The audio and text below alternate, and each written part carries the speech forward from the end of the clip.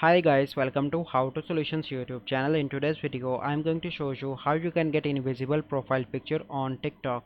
Before getting into this video, must subscribe to our YouTube channel and click on the bell icon. So the first step you need to do is to open any browser, and in browser you need to search for Transparent PNG.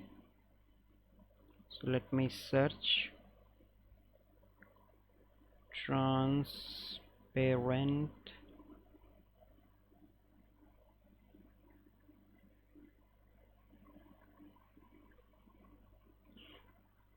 and then you need to go into the images and you need to download the any image that is for free.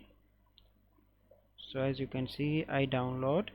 Then you need to go back onto your TikTok profile and click on your profile picture, and here you need to click on this icon, or you can select